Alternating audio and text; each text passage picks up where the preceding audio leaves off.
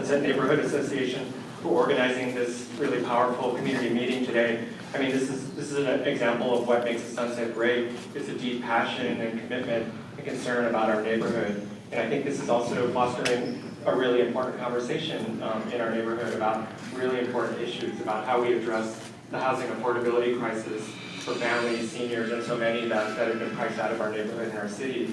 But how do we do it in a way that's appropriate and for the Sunset District and the West Side, and with the support of our neighborhoods. So you have my commitment that I've been hearing all of your concerns and questions that you've been raising all along. I hear you tonight, and I love the ideas that Joan's been presenting about alternative approaches to affordable housing. But the bottom line is, one of my top priorities as supervisor is expanding affordable housing opportunities in our city, and especially here in the Sunset on the West Side. And 2550 Irving is the first significant 100% affordable housing project that's come forward. And so I do thank TNDC and the Mayor's Office of Housing for bringing this project forward for our community. And I thank them for committing to a robust neighborhood engagement process, working with us to get input from people like you and everyone in the neighborhood to ensure that this project is going to be successful in the Sunset District. So thanks everyone. I do have to run to another event that I was able to push back to 8, but Daisy Kwan from my staff is going to be here for the entirety of the meeting and will take notes and report back to me. So thanks everyone for being here. I think you should stay to the end of this meeting and hear our voices. My friend, please. He's got to run. You can't hear, appreciate it. He's civil tonight. He said we'll be civil. He's got to go. He's going to go to the house. Thank you. I appreciate you talking to me about it. Anybody else got a question? Gordon Mar, are you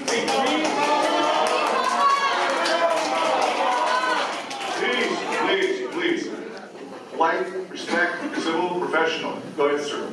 I've been asking, are you willing to support the vote for 14 million, yes or no? I'm still, reviewing the loan documents that are presented in the legislation. It's going to come before the Budget and Finance Committee meeting, I believe on July 14th. That's the date. So, I think there's been very good information presented, particularly by MSNA about the financing of this project, and also concerns around the toxic soil remediation. I know that the State Department of Toxic Control Substances is overseeing the process on the environmental cleanup. But these are important details that I'm still looking at, and I look forward to your input. And we've been hearing from other residents in the neighborhood as well about this project and about the decision at the board coming up for the loan approval. I just want to make sure that all voices are heard and all perspectives are heard on these important issues for our community. I have one question before you make it sure. Wait, we have somebody in the back. Anybody else in the back? We have a mic there. Go ahead, Matt. Good. Well, I have a question, and my concern is not about the 14 bill. It's more about the. Please, speak out. And my concern is more about the health for the gas, because that's not healthy for everyone. And I live literally 2 blocks away. My mom is already recovering from cancer. I definitely want that to be thoroughly studied. Human health and life is more important than money. So that's what you should focus on. I absolutely agree that the soil contamination and the impact on the future residents at this development, as well as the surrounding neighborhood, is a critically important issue that needs to be looked at in this process. Again, the State Department of Toxic Control Substances is overseeing the analysis and the remediation plan, and I believe somebody from DTSC is here tonight and can answer questions about that. Anybody else in the back? I'm in the front. I got a question. All right, ladies and gentlemen, way in the back. Way in the back. The gentleman here has the mic. I got the mic. Please, I got see the time. In the back, my friend. I got the mic. Look, they want me to speak. They want me to speak, right? You want me to speak? Okay. I might be a little mad, so bear with me. Okay.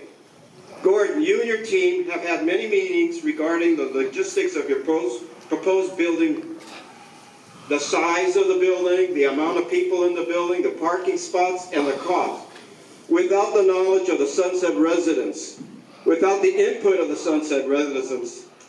When you gave the Sunset residents this big, grotesque, giant building and said, live with it, you have no say. There's a question. You have no say, and it's a done deal. My question to you, do you think that was fair leaving us out?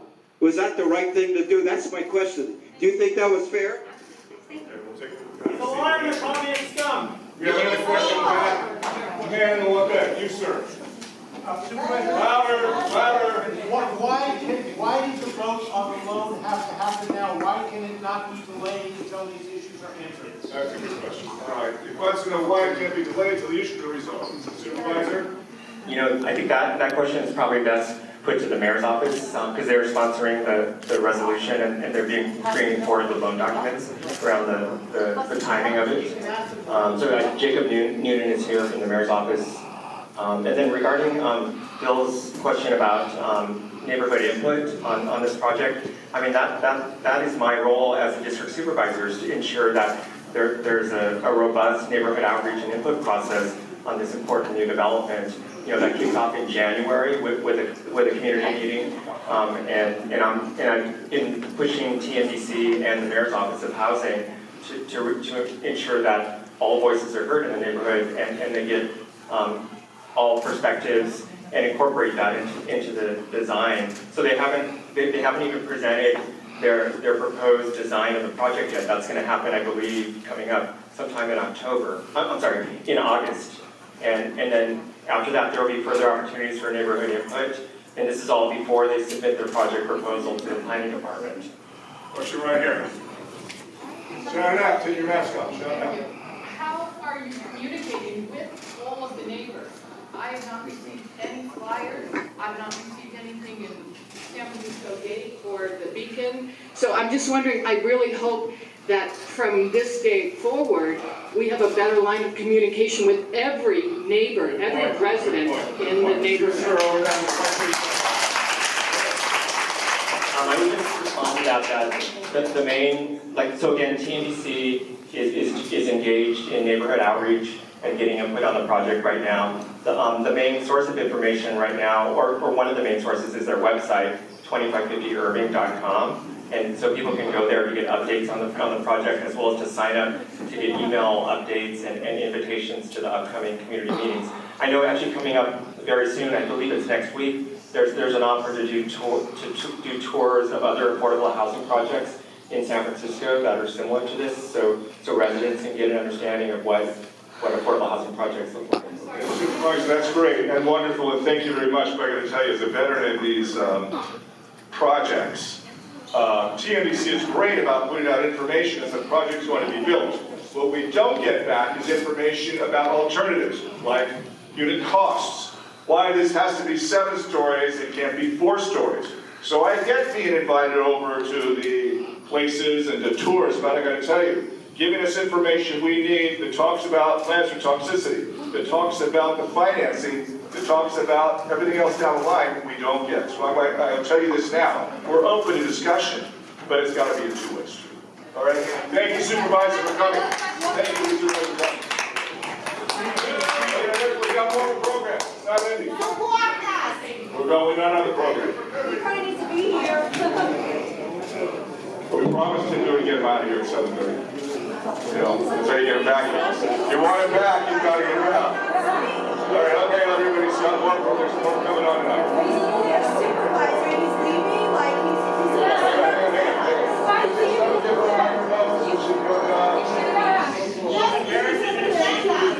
Look, if he's going to be our supervisor, he should not be leaving. He should have made time to stay. Hang on.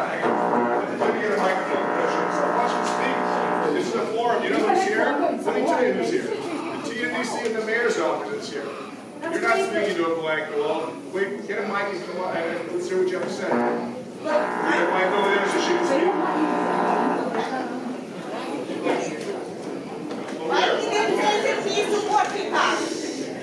Can you come up here? Come up here and speak. We want to hear you. You do.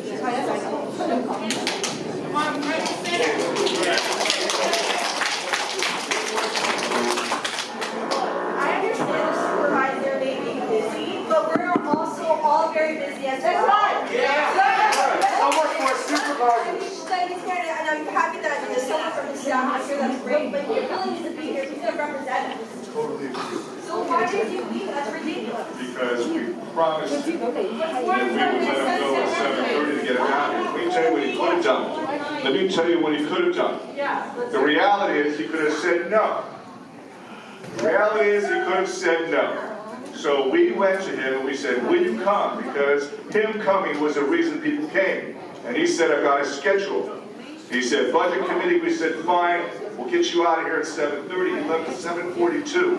Now, I understand your frustration. I get it. You know where I came from before I came here? I'm actually living in Forest Hill now. So I've been this route before. I was the lead guy, I was head of the organization of Forest Hill who were opposing the low-income development housing down at the church. So I've been through this route before. And I understand your frustration. And I know what it's like to talk to the developers. And I know the stuff they give you when they talk about the project and they can't give you information. And I know how it is to deal with If supervisors. he's gonna represent us, he's gotta be here. You know what? That's what you gotta, hold on. Let me tell you what you gotta do. If you think you're gonna change anything, then you've gotta let your supervisors and elected officials know that you're gonna vote against them next time. They have to hear it. That's why you're here today. Ladies and gentlemen, this is Politics 101. If you've got a beef, you don't want this built, or you don't like the way it's being handled, then vote that guy out and get somebody else in here. That's how politics works. Right? All right, hold on. We got more to come tonight. We have a question. All right, good. All right. Don't forget, we got a raffle coming. We got all kinds of refreshments. All right, so, is that all right? You kind of get where I'm coming from? I have been very patient for my question. Here, take center stage. We have a lot of Sunset local people in here, and we have protests 3 different times, and we do not want that because it has no benefit for Sunset District. Right. No benefit for the people who are in Sunset. You all know from the media, we have 25% empty housing in San Francisco, which means we have 75,000 empty apartments that the mayor's office needs to develop fair policy to help the landlord to release them instead of TNDC corrupted with the mayor's office for 5 years. For less than 100 apartments in 5 years, when we have 75,000 units available. All right, we're going to move on with the program. Okay, I'm on your side, right? I'm just hosting this thing. I'm on your side. Believe me, I wasn't up here. If I wasn't standing here, I was seated down there. All right, we got more speakers. Yeah, go ahead, my friend. Say something. One question and one comment. Go ahead. This 4-story building or 7-story building or It's whatever 7-story. it is, Yeah, is there an environmental impact report? we're not The there entire yet. center, there's none? Not yet. Not Not yet. yet. No, So there's all we kind don't of know what's secret. going to happen to the environment of the whole. Well, there's gonna be stuff. It's not there yet. At this point where we're at, just so you know, at this point where we're at, this is just an idea. This is a concept. The next step is for the TNDC to get $15 million from the Board of Supervisors as a loan. The project cannot move forward unless TNDC gets that loan. So, if you want to affect this project, if you want to stand up because you don't like the way you're being treated, if you don't like the fact that there's no plan for the perk, if you don't like the idea about the fact that this thing is costing $1 million per unit, not for a house, but per unit, and you've got to take the next step. You got to pick up the phone, you got to send an email, you got to pick up demonstrate, come to meetings like this, sign up. There's a sign-in sheet that everybody's going to get. You get signed up, come to these meetings. This is what we did in Forest Hill. Why? Because we're against affordable housing? No. But because this was a project, our project, and this project is one that we opposed as proposed. This gentleman's talking about 7 stories, and we want to know, why can't it be 4 stories? Why does it have to be like this? It's monstrosity. When we could go follow Jones' plan of having this developing floorplexes of wood frame structures instead of building a 7-story steel structure. Hello, makes sense? Right. We got to get on with the program. If you walk out of here, you don't sign up. If you walk out of here, you don't get your email, you don't get on the email list. And if you walk out, you don't come back for another meeting, you might as well have not come here at all tonight. Right? I went to register, but my email was already taken. Okay. That's not me. All right, we're gonna move with the program now. We're gonna move with the program. Who wants to hear more? Once you get smarter about it.